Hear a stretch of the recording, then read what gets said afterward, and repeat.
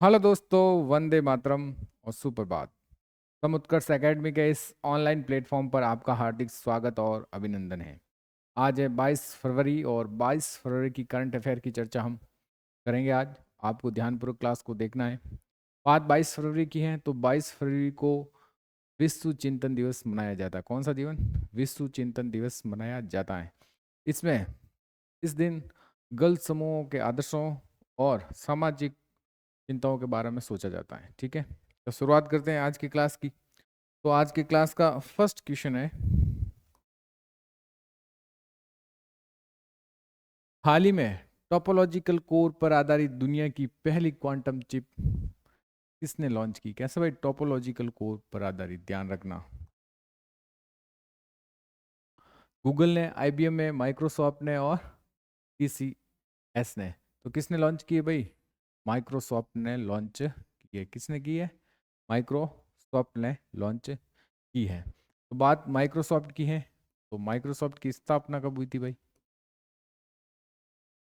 1975 में माइक्रोसॉफ्ट की स्थापना की थी। संस्थापक?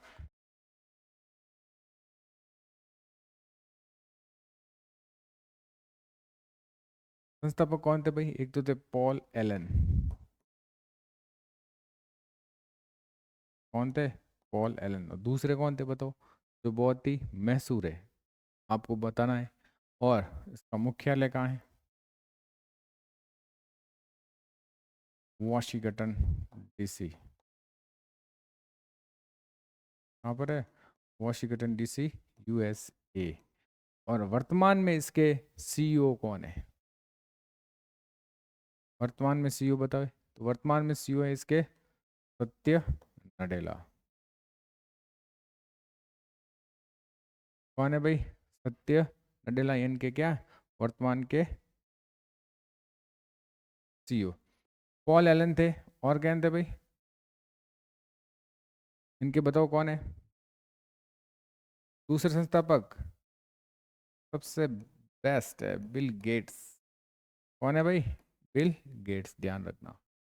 तो माइक्रोसॉफ्ट की स्थापना 1975, संस्थापक बिल गेट्स, पॉल एलन, मुख्यालय वॉशिंगटन डीसी। और सीईओ कौन है वर्तमान के? सत्य नडेला, जो मूल निवासी कहाँ के हैं? भारत के। कहाँ के भाई? भारत के। टॉपो टोपोलॉजिकल कोर पर आधारित दुनिया की पहली काउंटर बनाई माइक्रोसॉफ्ट ने, जिसका नाम है मारियाना वन। नाम क्या दिया भाई इस चिप का? चिप का नाम क्या है? मारियाना वन, इस चिप का नाम है, जिसमें 10 लाख क्वांटम होते हैं। कितने? 10 लाख तक क्वांटम होंगे इसमें। देखते हैं। माइक्रोसॉफ्ट ने दुनिया की पहली क्वांटम चिप लॉन्च की है, जो टोपोलॉजिकल कोर पर आधारित पहला क्वांटम प्रोसेसर यूनिट है। विशेष रूप से एक ही चिप पर 10 लाख क्यूटम में क्वांटम बिट तक स्केल करने के लिए डिजाइन किया गया है। इसका नाम है माइरोना वन। क्या नाम है भाई? माइरोना वन। माइरोना, ध्यान रखना, माइरोना है, ध्यान रखना। क्या भाई? माइरोना वन।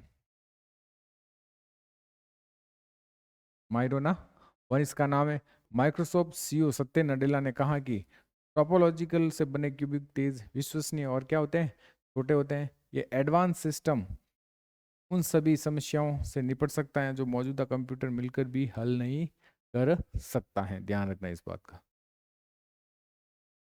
गूगल ने हाल ही में विलो नाम से विलो नाम से क्वांटम चिप लॉन्च की है। किसने भाई? गूगल ने। इसका भी ध्यान रखना है। भारत ने अपने राष्ट्रीय क्वांटम मिशन को कब मंजूरी दी थी? तो ये दी 19 अप्रैल 2023 को मंजूरी दी है। ये मिशन 2023-24 से 2030-31 तक चलेगा। इसमें बजट रखा गया है 6,003.65 करोड़ रुपए। मिशन का उद्देश्य भारत में क्वांटम टेक सेक्टर को अग्रणी देशों में लाना है। किसने अपना 1000 cubic quantum chip condor launch किया? तो ये क्या है? आईबीएम ने। क्वांटम विश्व क्वांटम दिवस कब मनाया जाता है भाई? ये 14 अप्रैल को मनाया जाता है। माइक्रोसॉफ्ट का गठन 1975, संस्थापक बिल गेट्स और पॉल एलन, मुख्यालय वॉशिंगटन डीसी। और सीईओ कौन है? सत्य नडेला, मैंने बता दिया ये पहले ही। नेक्स्ट है फॉर ऑल कंपटीशन एग्जाम, जिसमें RRB, NTPC, group D, SSC, CGL, SCGL, GD, MTS, जो बच्चे भी इसकी कंपटीशन की तैयारी कर रहे हैं, इसके लिए महत्वपूर्ण क्लास है, वो जरूर इस क्लास को देकर डेली डेली का डेली देखें। और जिसने भी ये क्लास सब्सक्राइब नहीं किया सब्सक्राइब करें और बेल आइकन दबाए जाए ताकि आपको नोटिफिकेशन मिलता रहे, और क्लास लाइक और शेयर जरूर करें। नेक्स्ट क्वेश्चन है, Delhi open 2025 ATP challenger tennis प्रतियोगिता का पुरुष एकल का खिताब किसने जीता है? बिली हैरिस, सोमदेव देववर्मन, कैरिन जैकविट और राफेल नडाल ने। तो किसने जीता भाई? कैरिन जैकविट ने जीता है।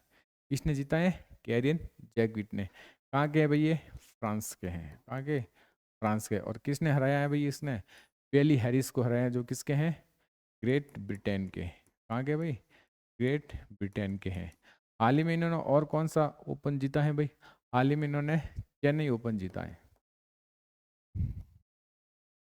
चेन्नई ओपन 2025 का खिताब भी इन्होंने जीता है। किसने? कैरिन जैकविट ने। किसने जीता भाई? कैरिन जैकविट ने जीता है। फ्रांस के कैरिन जैक ने 2025 Delhi open ATP challenger tennis प्रतियोगिता फाइनल में ग्रेट ब्रिगेड के बिली हैरिस को हराकर ये एकल खिताब जीत लिया है। इससे पहले कैरिन जैकविट ने चेन्नई ओपन 2025 का भी खिताब जीता है। जापान की मासामिची इमामुरा और रियो नागुचा की जापानी जोड़ी ने 2025 के दिल्ली ओपन में युगल खिताब भी जीत लिया है। दिल्ली का ओपन खिताब कब शुरू हुआ था भाई? 2014 में। 2014 से आयोजित किया जा रहा है। कुछ महत्वपूर्ण करंट अफेयर देख लेते हैं टेनिस के बारे में। जैनिक सिनर को डोपिंग के आरोप में दोषी पाए जाने पर कम से कम 3 महीने के लिए टेनिस से क्या कर दिया है? प्रतिबंध कर दिया गया है। रोमानिया के पूर्व विश्व नंबर 1 खिलाड़ी सोमना हालेप टेनिस से क्या ले लिया है? संन्यास ले लिया है। और जिल टिचमैन स्विट्जरलैंड ने WTA बम्बई ओपन 2025 का खिताब जीता। किसने भाई? जिल टिचमैन ने जीता, ध्यान रखना। जिल टिचमैन ने कौन सा? WTA बम्बई ओपन जीता 2025 का। और चेन्नई का किसने जीता है? आपको पता ही है। ऑस्ट्रेलिया ओपन 2025 पुरुष एकल का खिताब किसने? इटली के जैनिक सिनर ने जीता है, जो इसमें हाल ही में डोपिंग के आरोप में क्या प्रतिबंधित है। ऑस्ट्रेलिया ओपन 2025 महिला एकल खिताब अमेरिका की मेडिसन कीज ने जीता है। और कार्लेस अल्कराज स्पेन के एलेक्स डी मिनोर ऑस्ट्रेलिया को हराकर रॉटरडैम ओपन 2025 जीत लिया है। और Chennai open 2025 tennis Kyrian Jacquet France ने जीता है। तो अभी आया ही था। लिथियम खनन और अन्वेषण में सहयोग को आगे बढ़ाने के लिए भारत ने किस देश के साथ समझौता किया है? फिलीपींस, अमेरिका, दक्षिणी कोरिया और अर्जेंटीना। तो किसके साथ किया भाई? अर्जेंटीना के साथ समझौता किया है। किसके साथ? अर्जेंटीना के साथ। बात लिथियम है, तो विश्व में सबसे ज्यादा लिथियम कहाँ पाया जाता है? विश्व में सबसे ज्यादा लिथियम कहाँ पाया जाता है? तो पहले नंबर पर कौन है भाई? पहले नंबर पर है चिली। कौन है दूसरे नंबर पर? अर्जेंटीना। और तीसरे नंबर पर पोविलिया। क्या है भाई? पोविलिया है तीसरे नंबर पर, ध्यान रखना। तो भारत किसके साथ साझेदारी कर रहा है? अर्जेंटीना के साथ। और अर्जेंटीना की राजधानी क्या है? Buenos Aires.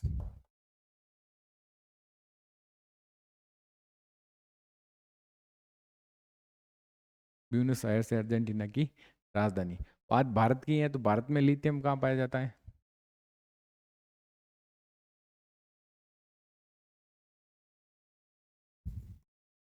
भारत में लिथियम हाल ही में खोज कहाँ हुई भाई? जम्मू एंड कश्मीर में भंडार मिले हैं।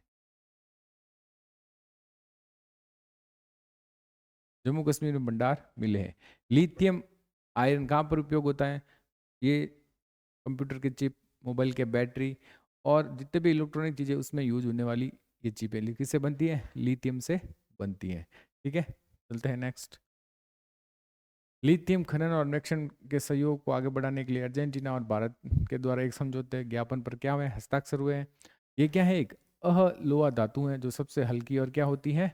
नरम होती है। इससे क्या बनते हैं देख लो इस्तेमाल। बैटरी, ग्लास और सिरेमिक में किया जाता है। दुनिया में सबसे ज़्यादा लिथियम कहाँ पाया जाता है भाई? चिली में। उसके बाद अर्जेंटीना और बोलिया में भी लिथियम के बड़े भंडार है। लिथियम ट्रायंगल में अर्जेंटीना, बोलिया और चिली शामिल है। लिथियम आयन बैटरी का इस्तेमाल कहाँ पर होता है? मोबाइल, लैपटॉप, डिजिटल कैमरा और इलेक्ट्रॉनिक वाहनों में किया जाता है। भारत में जम्मू कश्मीर के रियासी जिले के सलाल हेमाना में लिथियम के भंडार मिला है। अर्जेंटीना के बारे में, ये दक्षिणी अमेरिका महाद्वीप में है। राजधानी ब्यूनस आयर्स, राष्ट्रपति जेवियर माइली और मुद्रा क्या है? Argentina peso. नेक्स्ट, समुद्री नेविगेशन सहायता के लिए अंतर्राष्ट्रीय संघ ने किस देश को अपना उपाध्यक्ष चुना है? भारत, इटली, स्विट्जरलैंड और किसे? इजराइल को। तो किसे चुना है? भारत को उपाध्यक्ष चुना है समुद्री नेविगेशन सहायता के लिए अंतर्राष्ट्रीय संघ। भारत को क्या चुना है? उपाध्यक्ष चुना है। समुद्री नेविगेशन सहायता के लिए अंतर्राष्ट्रीय संघ IALA ने भारत को अपना उपाध्यक्ष चुना है। अंतर्राष्ट्रीय समुद्री नौवन सहायता संगठन IALA ने 18 से 21 फरवरी 2025 के बीच कहाँ पर हो रहा भाई? सिंगापुर में इसकी पहली आम सभा आयोजित की जा रही है, जिसे भारत को उपाध्यक्ष चुना गया है। दिसंबर 2025 में IALA परिषद की बैठक भारत में होगी और IALA सम्मेलन और आम सभा सितंबर 2027 में कहाँ भी होगी? मुंबई में होगी। इसकी स्थापना वर्ष 1957 में हुई है। यह संगठन समुद्री नेविगेशन सहायता प्रदान करता है। नेक्स्ट है कुछ महत्वपूर्ण करंट अफेयर्स के बारे में। जनवरी 2025 में इंडोनेशिया ब्रिक्स का क्या बना है? 10वां सदस्य बना है। 7 मार्च 2024 को स्वीडन नाटो का कौन सा सदस्य बना भाई? 32वां सदस्य बना है। और बांग्लादेश कोलंबो सुरक्षा सम्मेलन का 5वां सदस्य बना। कौन भाई? बांग्लादेश कोलंबो सुरक्षा सम्मेलन का कितना? 5वां सदस्य। और 2024 में बेलारूस संघीय सहयोग संगठन SCO के 10वें सदस्य के रूप में क्या हुआ है? शामिल हुआ। कौन? बेलारूस। और 2024 में भारत को Indo Pacific economics framework for prosperity IPE के तहत सप्लाई चेन का काउंसलिंग का क्या चुना गया है? उपाध्यक्ष चुना गया है। नेक्स्ट सवाल है, 9वीं एशिया आर्थिक वार्ता 2025 कहाँ आयोजित की जाएगी? नई दिल्ली, पुणे, जयपुर और वाराणसी। तो कहाँ आयोजित की जाएगी? ये भाई पुणे में आयोजित की जाएगी। पुणे कहाँ पर है भाई? महाराष्ट्र। कहाँ पर है? महाराष्ट्र में है। बात महाराष्ट्र की है तो महाराष्ट्र की राजधानी बम्बई है। वहाँ के CM कौन है? देवेंद्र फडणवीस है। और वहाँ के राज्यपाल हैं CP राधा कृष्णन। और विधानसभा की सीटें कितनी? 288। लोकसभा की सीटें कितनी है? 48। ठीक है। और ये कब होगा भाई? ये सम्मेलन कब होगा? तो ये सम्मेलन देख लो, महाराष्ट्र के पुणे में 9वीं आर्थिक 20 से 22 फरवरी होगा। ध्यान रखना कब होगा भाई? 20 से 22 फरवरी ये आयोजित की जाएगी। थीम क्या है? विखंडन के युग में। ध्यान रखना, विखंडन के युग में आर्थिक लचीलापन और पुनरुत्थान की थीम है। इसका उद्देश्य आर्थिक विखंडन की जटिलताओं से निपटना और आर्थिक विखंडन टूटना है। इसका मतलब वैश्विक आर्थिक का एकीकरण करना है। नेक्स्ट 2000 सम्मेलन 2025 में कौन कौन से सम्मेलन हो रहे हैं उसके बाद देख लेते। पहली बार अखिल भारतीय ट्रांसजेंडर सम्मेलन कहाँ पर हुआ भाई? ये अजमेर में हुआ है। विश्व विश्व सरकार सम्मेलन 2025 कहाँ हुआ पर? ये दुबई में हुआ है। और अंतर्राष्ट्रीय महिला सम्मेलन आर्ट ऑफ लिविंग ये पर कहाँ पर हुआ है? भारत बेंगलोर में हुआ है। अगले वैश्विक AI शिखर सम्मेलन की मेजबानी कौन करेगा? तो भारत। तो इससे पहले कहाँ पर हुआ था भाई? इससे पहले हुआ था फ्रांस में, जहाँ मोदी जी गए थे।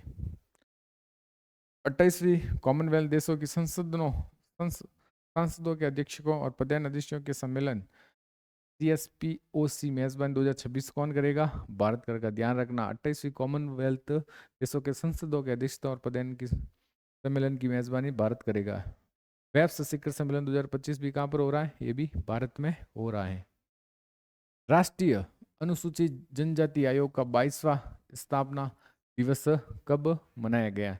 ये कब मनाया गया भाई? ये मनाया गया है 19 फरवरी 2025 को। कब मनाया गया? 19 फरवरी 2025 को। 19 फरवरी 2025 को छत्रपति शिवाजी की कौन सी जयंती मनाई गई है? 395वीं जयंती भी मनाई गई है। तो देखो, अनुसूचित राष्ट्रीय अनुसूचित जनजाति आयोग की बात है तो इसकी स्थापना कब हुई थी भाई? की स्थापना हुई थी 19 फेब 2004 को। कब हुई थी? 19 फरवरी 2004 को इसकी स्थापना हुई थी, जिसका मुख्यालय कहाँ है? मुख्यालय है नई दिल्ली। कहाँ पर है? नई दिल्ली है मुख्यालय। और कौन सा अनुच्छेद में इसकी बात हो रही है भाई? अनुच्छेद 338A में बात होती है अनुसूचित जनजाति की, ध्यान रखना। ये क्या है भाई? ये संवैधानिक निकाय है। कौन सा निकाय है? संवैधानिक निकाय है, इस बात का ध्यान रखना, ठीक है। राष्ट्रीय अनुसूचित जनजाति आयोग NCS, national commission for schedule tribes, स्थापना 19 फरवरी 2004। ये संवैधानिक निकाय है, मुख्यालय नई दिल्ली है। राष्ट्रीय अनुसूचित जनजाति आयोग, इसकी स्थापना अनुसूचित जनजातियों के शोषण के विरुद्ध सुरक्षा उपाय प्रदान करने के लिए की गई है। कौन से अनुच्छेद में? 338 में राष्ट्रीय अनुसूचित जनजाति आयोग एनसीएसटी के संबंधित प्रावधान है। वर्तमान अध्यक्ष कौन है? अंतर सिंह आर्य। कौन है भाई? अंतर सिंह आर्य इसके क्या है? वर्तमान अध्यक्ष हैं। राष्ट्रीय अनुसूचित जनजाति आयोग एनसीएसटी 2011 के जनगणना के अनुसार अनुसूचित जनजातियों देश की जनसंख्या कितना प्रतिशत है भाई? 8.6% है। भारतीय संविधान के अनुच्छेद 342 के तहत 700 से अधिक जनजातियों को अनुसूचित किया गया है। 2011 की जनगणना के अनुसार सबसे अधिक जनजातीय समुदाय कहाँ पाए जाते हैं? मध्य प्रदेश, और उसके बाद ओडिशा में। एससी सबसे ज़्यादा कहाँ पाए जाते हैं भाई? सॉरी, एसटी सबसे ज़्यादा कहाँ पाए जाते हैं? मध्य प्रदेश, उसके बाद में ओडिशा। हरियाणा, पंजाब, चंडीगढ़, दिल्ली और पुदुचेरी में अनुसूचित जनजाति कोई जाति नहीं पाई जाती है, ध्यान रखना इस बात का। कौन कौन से राज्य हैं इसमें? हरियाणा, पंजाब, चंडीगढ़, दिल्ली और पुदुचेरी में। और सबसे अधिक एसटी की जातियाँ कहाँ पाई जाती हैं? मध्य प्रदेश और उड़ीसा में। यूनेस्को ने 17 नवंबर 1999 को सर्वसम्मति से 21 फरवरी को अंतर्राष्ट्रीय मातृभाषा दिवस घोषित किया था। कब भाई? 21 फरवरी को। 21 फरवरी को अंतर्राष्ट्रीय मातृभाषा, जैसे 21 फरवरी कल थी, तो मातृभाषा दिवस राजस्थान में माइड हेलो, ठीक है, वो वाली भाषा। तो मातृभाषा हमारे राजस्थान की बात है, तो कौन सी होगी? राजस्थानी। इस दिवस को मनाने का मकसद लोगों में बीच भाषाओं के प्रति लगाव, संरक्षण और बचाव को बढ़ावा देना। थीम क्या है भाई? Language matter, silver jubilee, celebration of international mother language day. तो फरवरी माह के कुछ महत्वपूर्ण देख लेते हैं दिवस। 4 फरवरी को अंतर्राष्ट्रीय मानव बंधुत्व दिवस, 10 फरवरी को राष्ट्रीय कृमि मुक्त दिवस, 11 फरवरी को विश्व यूनानी दिवस, 12 फरवरी को राष्ट्रीय उत्पादकता दिवस भी मनाया जाता है, 13 फरवरी को विश्व रेडियो दिवस और राष्ट्रीय महिला दिवस भी मनाया जाता है, 20 फरवरी को अरुणाचल प्रदेश का स्टूडहुड दिवस, 21 फरवरी को अंतर्राष्ट्रीय मातृभाषा दिवस और 24 फरवरी को केंद्रीय उत्पाद शुल्क दिवस, 27 फरवरी को प्रोटीन दिवस और 28 फरवरी को राष्ट्रीय विज्ञान दिवस मनाया जाता है। नेक्स्ट है, भारत सरकार ने प्रधानमंत्री अन्नदाता आय संरक्षण अभियान पीएम आशा योजना कब तक के लिए बढ़ा दी गई है? 31 मार्च 2028, 31 मार्च 2029, 31 मार्च 2026 और 31 मार्च 2027। तो कब तक बढ़ा दी गई है भाई? 31 मार्च 2027 तक बढ़ा दी गई है पीएम आशा योजना। ये शुरू कब हुई थी भाई? इसकी शुरुआत हुई थी 2018 में। कब हुई थी इसकी शुरुआत? 2018 में इसकी शुरुआत हुई थी। भारत सरकार ने एकीकृत प्रधानमंत्री अन्नदाता आय संरक्षण अभियान पीएम आशा योजना 31 मार्च 2026 तक के लिए बढ़ा दी गई है। पीएम आशा योजना 2018 में केंद्र सरकार द्वारा शुरू की गई एक बाजार हस्तक्षेप योजना है। इस योजना के तहत जब अनुसूचित कृषि वस्तुएं न्यूनतम समर्थन मूल्य एमएसपी से नीचे आती हैं, तो राज्य और केंद्रीय खरीद नोडल एजेंसी उचित और औसत गुणवत्ता के तहत एमएसपी पर सीधे किसानों से क्या खरीद करेगी। केंद्र सरकार की योजनाएं देख लेते हैं कौन कौन सी है हाल की। प्रधानमंत्री गरीब कल्याण अन्न योजना है, कब शुरू हुई थी भाई? 31 जनवरी 2023 को इसकी शुरुआत हुई थी। आरोग्य मैत्री 13 जनवरी 2023 को शुरू हुई थी। जल जन अभियान 16 फरवरी 2023 को शुरू हुई थी। 25 पहल स्वास्थ्य मंत्रालय द्वारा 17 मई 2023 को। अमृत धरोहर योजना 5 जून 2023 को। और विवाद से विश्वास 2.0 योजना वित्त मंत्रालय की 2 अगस्त 2023 को शुरू हुई थी। मेरा बिल मेरा अधिकार योजना वित्त मंत्रालय को सितंबर 2023 को। और पीएम विश्वकर्मा योजना 17 सितंबर 2023 को ये योजना शुरू हुई थी। ये केंद्र सरकार की योजना कब कब शुरू हुई उसके बारे में। पीएम जनमन योजना 15 नवंबर 2023 को। पीएम सूर्यघर मुफ्त बिजली योजना 13 फरवरी 2024 को। और एनपीएस वात्सल्य योजना वित्त मंत्रालय 18 सितंबर 2024 को। प्रधानमंत्री इंटर्नशिप योजना 3 अक्टूबर 2024 को, और विद्या लक्ष्मी योजना कैबिनेट मंजूरी 6 नवंबर 2024 को। ये कौन कौन सी योजना शुरू हुई है, इन सब की डेट है। दूसरा, अखिल भारतीय राज्य जल मंत्रियों का सम्मेलन 2025 कहाँ आयोजित किया गया। कहाँ आयोजित किया गया है, उदयपुर, भोपाल, अमृतसर और रांची। तो कहाँ आयोजित किया जा रहा भाई, ये उदयपुर में किया जा रहा है। उदयपुर कहाँ है भाई, राजस्थान। कहाँ पर है, राजस्थान। और उदयपुर को क्या कहते हैं, जिलों की नगरी।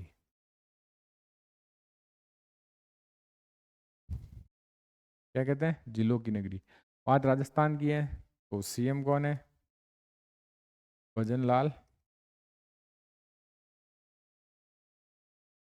शर्मा। और राज्यपाल,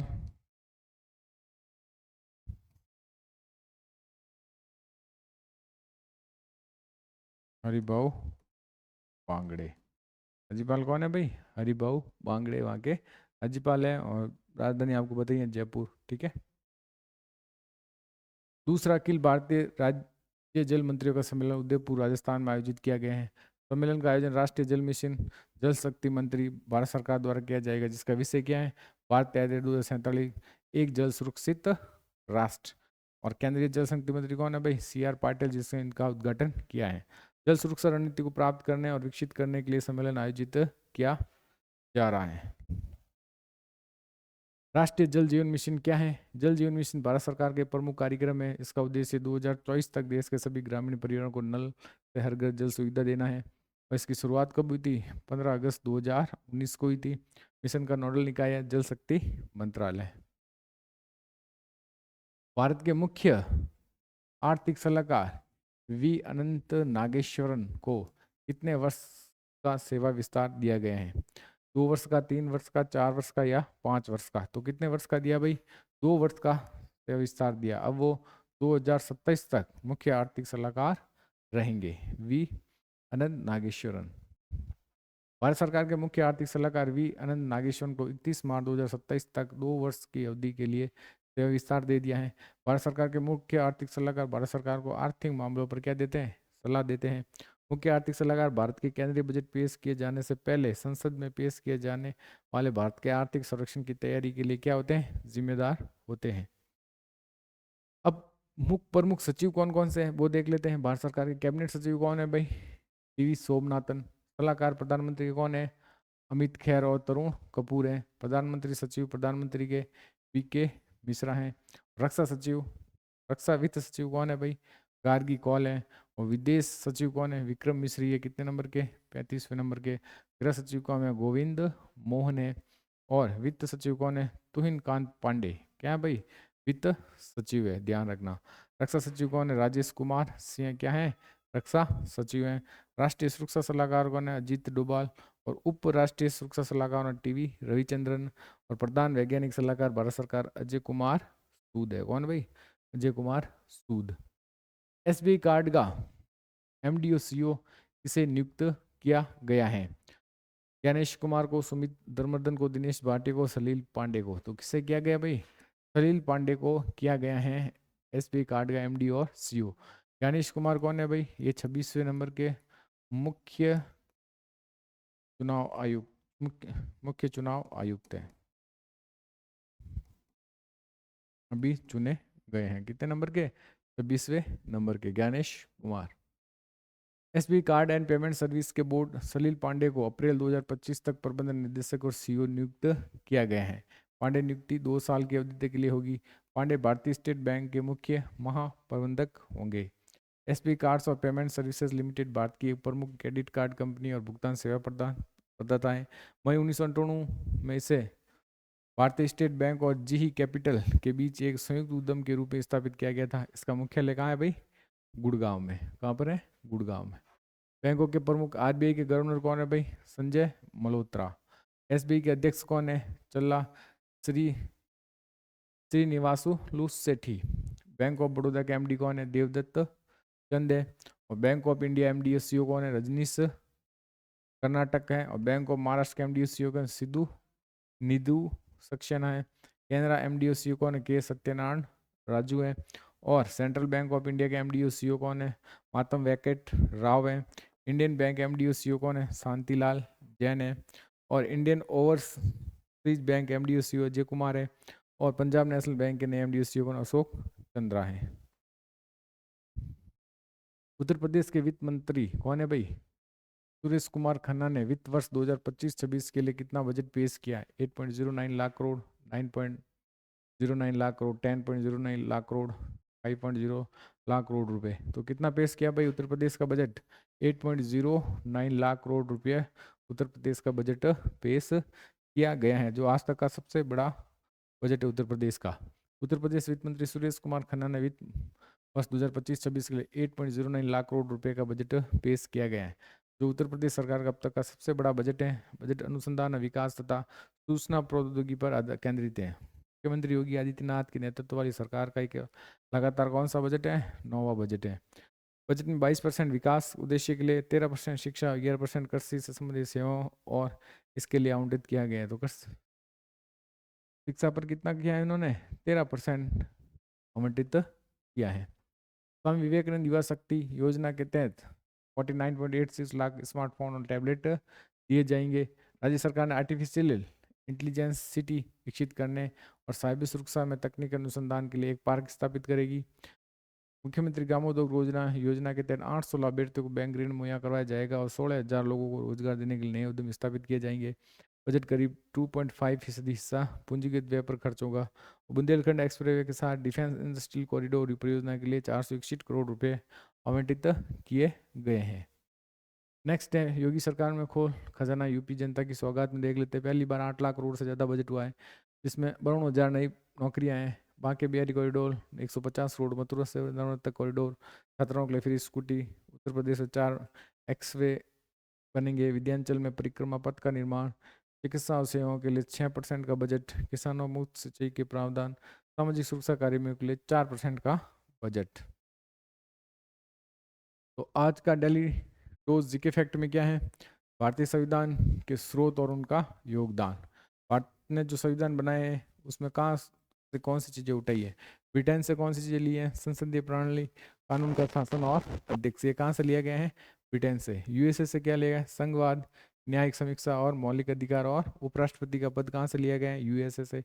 आयरलैंड से डीपीएसपी, राष्ट्रपति चुनाव और राज्यसभा नामांकन, ये कहाँ से लिए गए हैं भाई? आयरलैंड से। कनाडा से राज्यपाल की नियुक्ति और सुप्रीम कोर्ट सलाहकार, ये कहाँ लिए गए हैं? कनाडा से। ऑस्ट्रेलिया से संवर्ती सूची और संयुक्त संसद कहाँ से लिए गए हैं? ऑस्ट्रेलिया से। आपातकाल कहाँ से लिए गए हैं? जर्मनी से। और मौलिक कर्तव्य कहाँ लिए गए? यूएसएसआर, रूस से। और संशोधन और राज्यसभा चुनाव कहाँ से लिए गए? दक्षिणी अफ्रीका से। और कानून द्वारा स्थापित प्रक्रिया कहाँ से ली गई है? ये ली गई है जापान से। तो ये था आज के डेली रोज जीके फैक्ट। अब देख लेते हैं आज का क्वेश्चन, जिसका आंसर आपको कमेंट बॉक्स में देना है। वनडे अंतर्राष्ट्रीय ओडीआई में 6,000 रन पूरे करने वाले सबसे तेज खिलाड़ी कौन बने हैं? ये इसका आंसर आपको कहाँ देना है? कमेंट बॉक्स में देना है। अब फटाफट 21 फरवरी की जो क्लास है उसके क्वेश्चन को हम रिविजन कर लेते हैं। ठीक है, तो पहला क्वेश्चन है, केंद्र शासित प्रदेश दिल्ली की नई मुख्यमंत्री कौन बनी है? तो कौन बनी है भाई? रेखा गुप्ता बनी है, चौथे नंबर की। ब्रिटेन द्वारा मादक नाइटहुड से किस भारतीय को सम्मानित किया गया है? एन चंद्रशेखरन को, टाटा सन्स के सीईओ। किस देश के गोवियंस सिनकोस रोग को समाप्त कर दिया है? तो कौन सा देश है भाई? गिनी। किस राज्य की विधानसभा में भारत में पहली बार अनुवादक सुविधा स्थापित की जाएगी? तो वो है यूपी। महाकुंभ नदी के पानी में निम्न में से किस उच्च स्तर तक पाया गया है? किसका उच्च स्तर पाया गया था? फैकल कॉलीफॉर्म का उच्च स्तर पाया गया है। महिला प्रीमियम लीग में सबसे युवा डेब्यू करने वाली खिलाड़ी कौन बनी है? तो जी कामलिनी बनी है। ट्रांसजेंडरों के पहले अखिल भारतीय सम्मेलन का आयोजन कहाँ स्थापित किया गया है? नई दिल्ली में, चेन्नई में, मुंबई में और अजमेर में। तो कहाँ गया भाई? अजमेर में किया गया है। Times Higher Education World Reputation ranking 2025 में भारत का सर्वश्रेष्ठ विश्वविद्यालय कौन सा है? तो IISc बेंगलुरु। भारत में पहले open air art wall museum का उद्घाटन कहाँ किया गया है? तो ये किया गया है भाई नई दिल्ली में। कहाँ किया गया है? नई दिल्ली में। छत्रपति शिवाजी महाराज की 355वीं जयंती कब मनाई गई है? तो ये बनेगी 19 फरवरी को मनाई गई है। ICC वनडे रैंकिंग नंबर 1 बल्लेबाज कौन बने? तो वो बने शुभम गिल बने हैं। हाल ही में गूगल ने देश ने अपना सबसे बड़ा परिसर कहाँ खोला जाएगा, ये खोल रहे हैं बेंगलुरु में। हाल ही में किसे मिस्र में भारत के नए राजदूत के रूप में नियुक्त किया है, तो किसे किया है भाई, सुरेश के रेड्डी को नियुक्त किया है। 19 फरवरी 2025 को किस योजना में 1 दशक पूरे हुए, तो वो गए हैं मृदा स्वास्थ्य कार्ड योजना के पूरे हुए हैं। हाल ही में केंद्रीय मंत्री सर्बानंद सोनोवाल ने अंतर्देशीय जलमार्ग टर्मिनल का उद्घाटन किस नदी पर किया है, तो वो क्या है ब्रह्मपुत्र नदी पर। तो अब कल के क्यूज का आंसर देख लेते हैं। कौन सा देश भारत से $200 मिलियन की आकाश मिसाइलें प्रणाली को खरीदेगा, तो कौन खरीदेगा भाई, फिलीपींस खरीदेगा। तो ये थी आज की हमारी करंट अफेयर की क्लास। अगर क्लास पसंद आ रही है तो उसे शेयर लाइक और ज़रूर करें, ठीक है। बहुत बहुत धन्यवाद।